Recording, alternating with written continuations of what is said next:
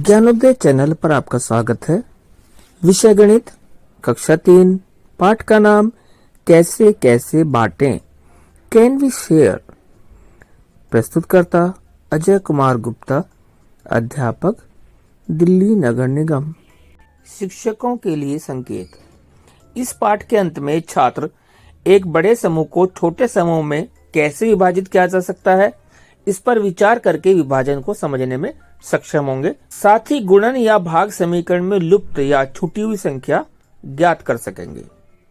तितलियों के दो समूह हैं, जिनमें कुल तितलियों की संख्या 10 है। दो समूह हैं, एक समूह में तितलियों की संख्या 5 है, या ऐसे कह सकते हैं 5 तितलियों के दो समूह हैं। मेरे पास 12 लड्डू हैं, जिन्हें मुझे 3 प्लेटों में बराबर बराबर बांटना है। तो एक एक करके लड्डू बांटे तो एक प्लेट में कितने लड्डू हैं? 4 लड्डू। एक प्लेट में 4 लड्डू। समान समूह क्या है? What are equal groups? यदि समूहों में वस्तुओं की संख्या समान हो तो उन्हें समान समूह कहा जाता है। समान समूह में समान संख्या में वस्तुएं समूहीकृत होती हैं। जैसे यहाँ हर प्लेट में 3 लड्डू हैं, कुल 4 प्लेट हैं, यानी 4 समूह हैं, और हर समूह में 3 वस्तुएं हैं, और कुल लड्डू कितने हैं? कुल लड्डुओं की संख्या है 12। 4 समूह हैं और एक समूह में लड्डुओं की संख्या 3 है। भाग क्या है? What is division?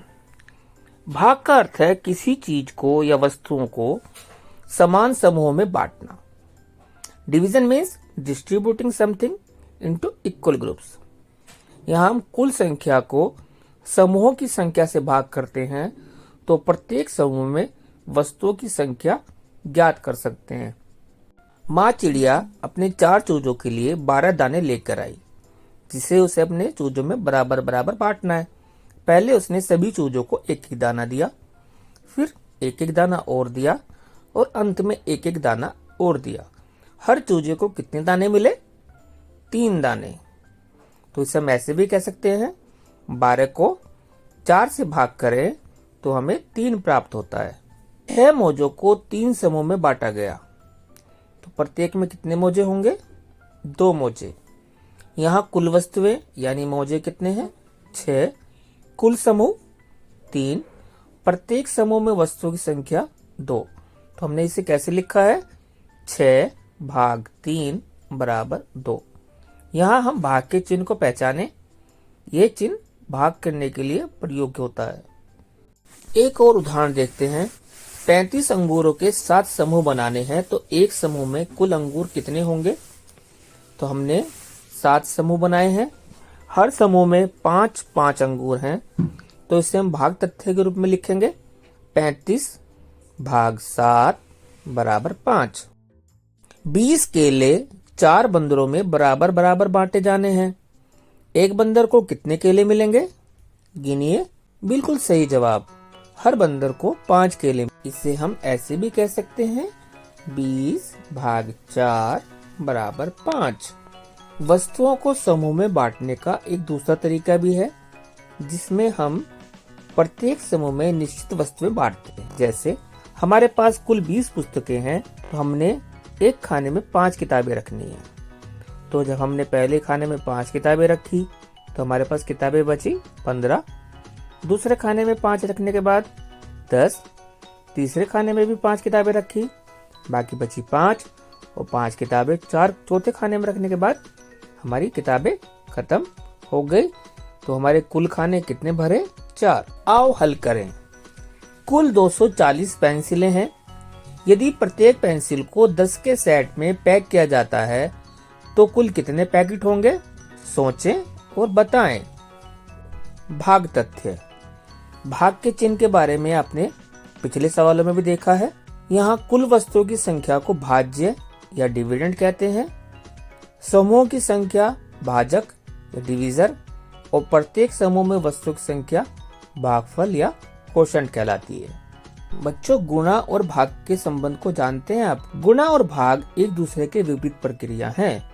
जैसे 12 भाग 3 बराबर 4, और 4 गुना 3 बराबर 12।